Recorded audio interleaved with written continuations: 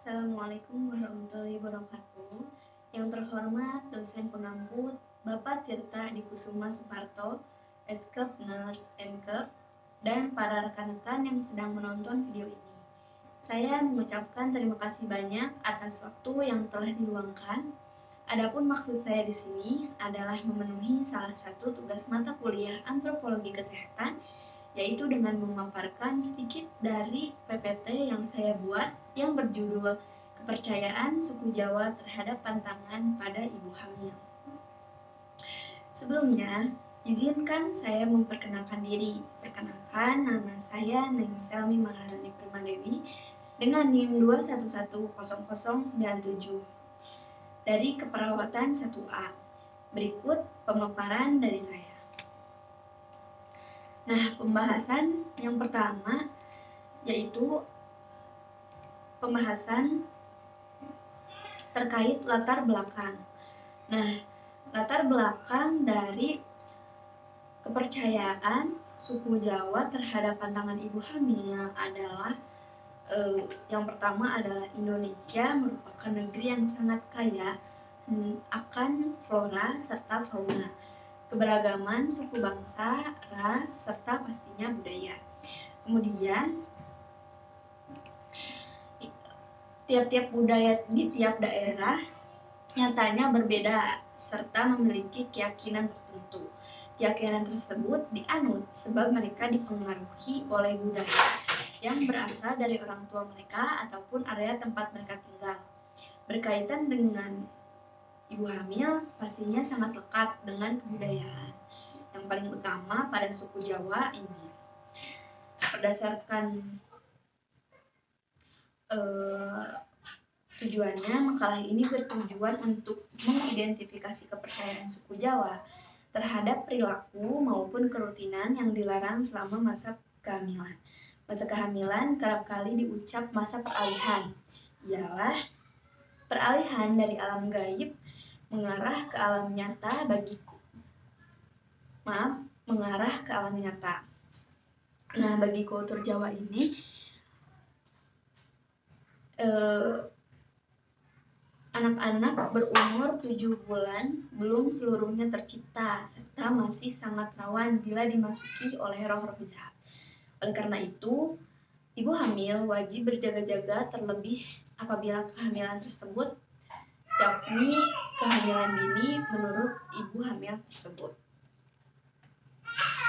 Nah, pada slide kedua, ini terdapat temuan dan pembahasan. Langsung saja kepada slide ketiga, berbagai definisi dari makalah yang saya buat adalah yang pertama, definisi pantangan yang bersumber pada KBBI. Nah, definisi pantangan ini merupakan perihal atau perbuatan yang dilarang adat keyakinan. Nah, atau dengan kata lain, tabu merupakan tempat menempatkan seseorang ataupun seorang diri di suatu dasar larangan sedangkan ataupun permanen, paling utama selaku kerutinan sosial. Nah, kemudian yang selanjutnya ada definisi budaya. Definisi budaya merupakan kelompok yang terorganisir dari asumsi yang dipelajari.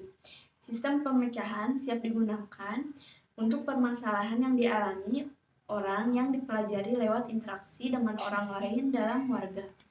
Setelah itu, kepekaan budaya bisa didefinisikan selaku peka terhadap cara-cara di mana nilai serta anggapan anggota warga tentang perawatan kesehatan berbeda dari dirinya sendiri. Perawatan kesehatan yang kompeten secara budaya membutuhkan peka terhadap perbandingan antar kelompok, terhadap perbandingan sikap, lahirlah, serta pula terhadap perilaku, serta arti yang menempel pada kejadian emosional semacam tekanan mental, rasa sakit, serta kecacatan. Nah, sesudah menelaah definisi-definisi yang disajikan di atas, bisa disimpulkan kalau budaya merupakan suatu kerutinan yang bersumber dari masa ke masa serta dipelajari oleh warga di area tersebut.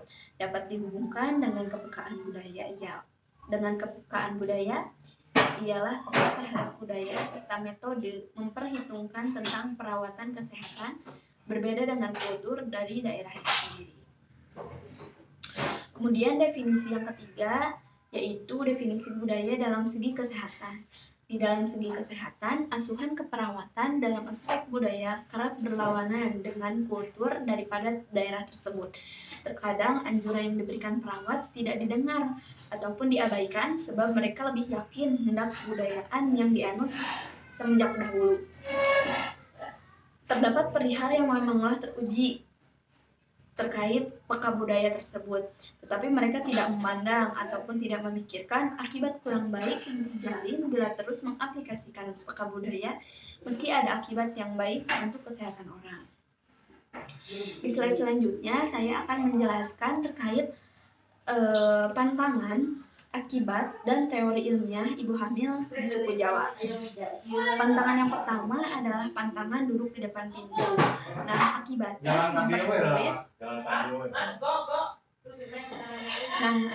mempersulit proses persalinan dan akan lebih menyakitkan. Nah, dalam teori ilmiah secara logis berdiam diri di depan pintu memang tidak ada kaitannya dengan proses persalinan ibu hamil. Namun secara nalar, pintu itu diibaratkan sebagai jalan keluar dari janin. Jika kita menghalangi bayi, akan susah untuk keluar dan ibu akan lebih merasakan sakit. Hal ini sangat berkaitan dengan aspek kesehatan dan boleh dilakukan, tetapi tidak dianjurkan kepada masyarakat yang mempercayai. Dalam dunia medis, jika ibu mengharapkan proses persalinan lebih mudah, ibu harus lebih membatasi rasa takut atau cemas saat persalinan, mengkonsumsi nutrisi yang baik, tetap bugar, pertimbangkan rencana persalinan, ikut kelas prenatal, dan tetap melakukan gerakan. Kemudian pantangan yang kedua ada jangan merendam cucian kotor dalam kurun waktu lama. Nah, ini dipercaya dapat membuat kaki bunda terasa berat. Nah, teori ilmiahnya sebenarnya merendam pakaian terlalu lama bagi siapapun itu tidak baik karena akan berdampak pada baju dan si pencuci baju.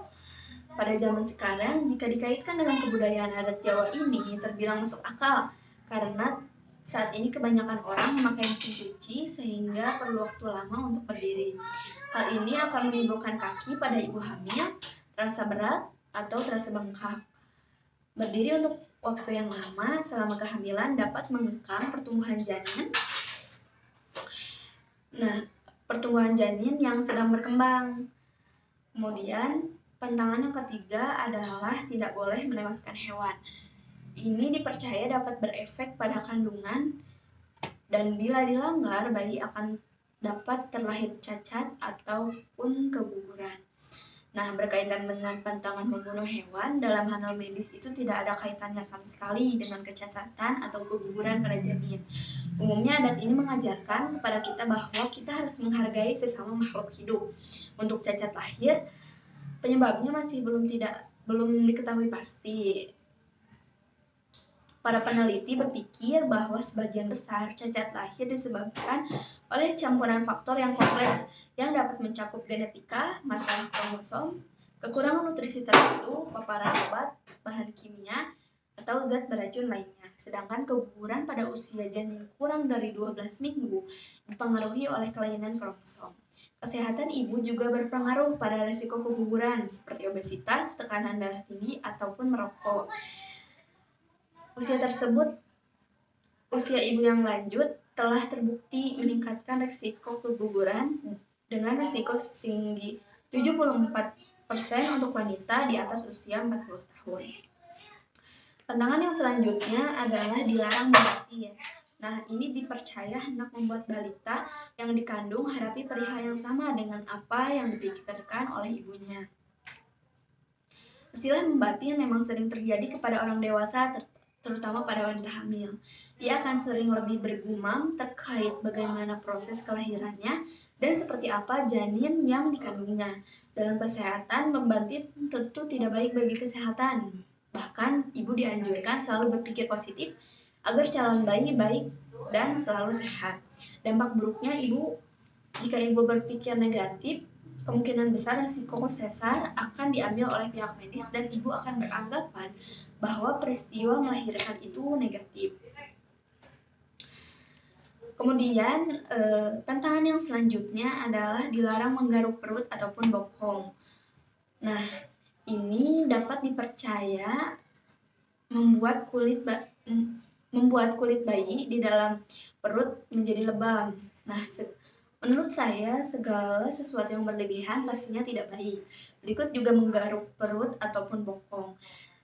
Namun, jika dikaitkan dengan kondisi janin di dalam tubuh, tentu tidak akan sampai membuat bayi menjadi lebam. Perut ibu yang semakin hari semakin besar memungkinkan tekstur dari perut kering dan mengembang, sehingga timbul rasa gatal. Baiknya mandi air panas atau berendam, gunakan pelembab, mandi gandum, kompres dingin, dan jika terus berlanjut, hubungi dokter. Kemudian pantangan yang selanjutnya adalah suami tidak boleh memancing ataupun mencari hewan. Ini dipercaya menimbulkan balita di dalam isi, cacat ataupun sumbing. Nah, secara medis tidak ada hubungannya sama sekali dengan kultur yang ada di suku tersebut. Seperti yang sudah dipaparkan tadi, pada cacat lahir belum diketahui penyebab yang pasti. Namun peneliti berpikir bahwa ada campuran faktor kompleks dan sama sekali tidak ada hubungannya dengan menjahit. Maksud saya, sama sekali tidak ada hubungannya dengan berburu hewan. Kemudian pembahasan yang selanjutnya adalah dilarang menjahit. Nah, orang era dahulu meyakini kalau menjahit kain, memakai jarum secara manual dapat menimbulkan balita terlahir cacat. Nah, seperti yang sudah dipaparkan tadi, secara medis tidak ada hubungannya sama sekali dengan kultur yang ada pada suku tersebut. Pembahasan yang selanjutnya adalah tidak diperbolehkan membakar perlengkapan bayi, serta jangan membakar perlengkapan mandinya semacam bungkus sabun, tisu, serta sejenisnya. Nah, ini dipercaya orang tua era dahulu yakin bila membakar benda-benda ini dapat membuat kulit balita ruam, apalagi semacam dibakar. Nah, menurut teori ilmiahnya, membakar peralatan bayi dan juga peralatan mandi akan menimbulkan asap yang mungkin banyak, tergantung pada pembakarannya. Asap tersebut yang bahkan tidak baik bagi kesehatan ibu dan janin. Wanita hamil bernapas dengan kecepatan meningkat, jantung mereka bekerja lebih keras untuk mengangkat oksigen ke janin. Hal ini membuat mereka sangat rentan terhadap asap, apalagi asap yang tebal. Yang terpenting pada wanita hamil, polutan lingkungan dapat menyebabkan kerusakan inflamasi pada suplai darah plasenta. Hal ini dapat mengganggu perkembangan dan fungsi plasenta yang dapat pada gilirannya dapat mengganggu pertumbuhan janin. Sedangkan ruam pada kulit bayi disebabkan oleh panas, alergi, ataupun gesekan kain, kelembaban, bahan kimia, ataupun wewangian.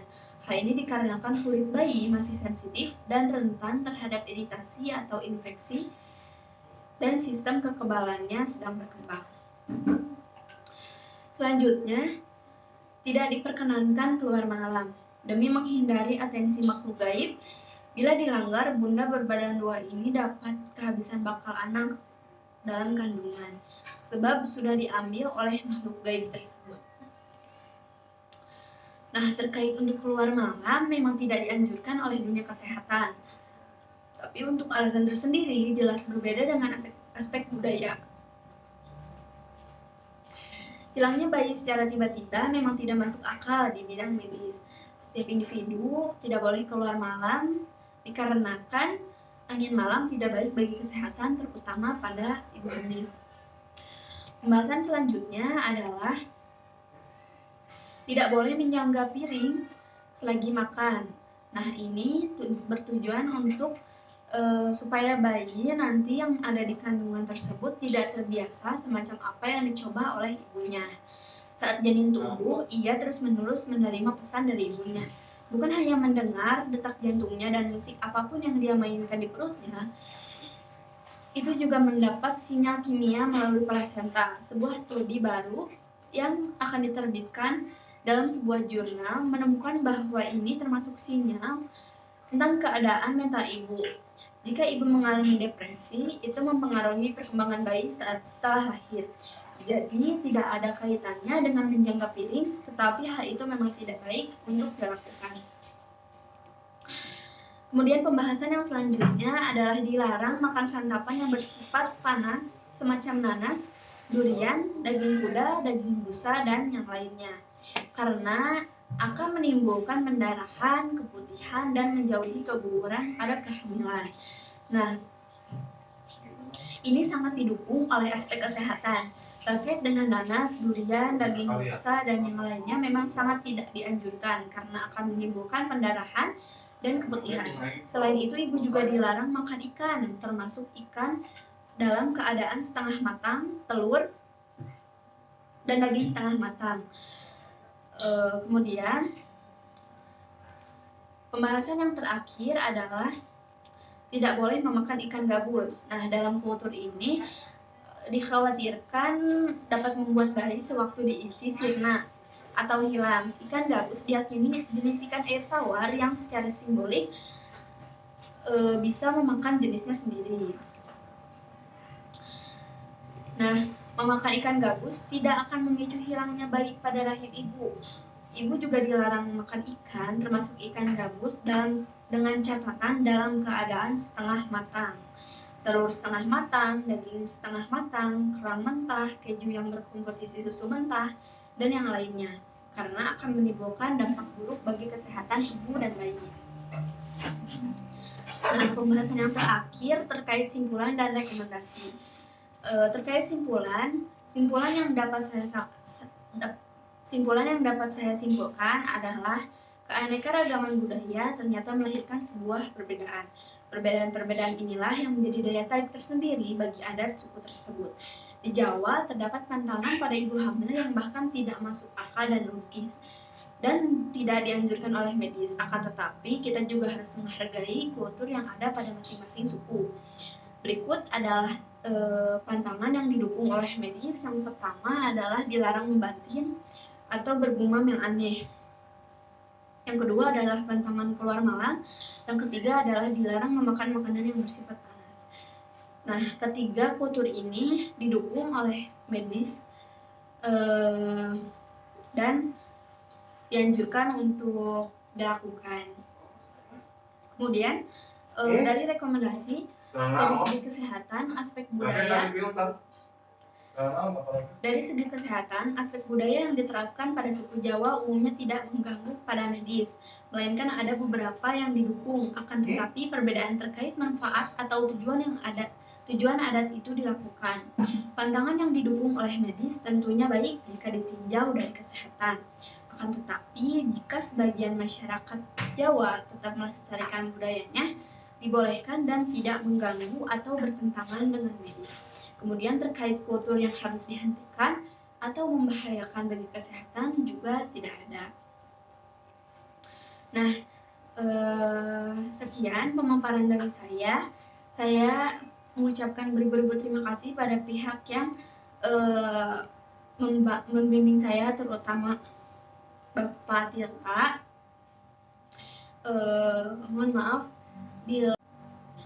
Mohon maaf bila presentasi yang saya paparkan kurang sempurna atau ada yang tidak sesuai, karena saya juga masih tahap pembelajaran, mohon dimaklum. Nah, sekian dari pemaparan saya, kurang lebihnya mohon maaf. Wassalamualaikum warahmatullahi wabarakatuh.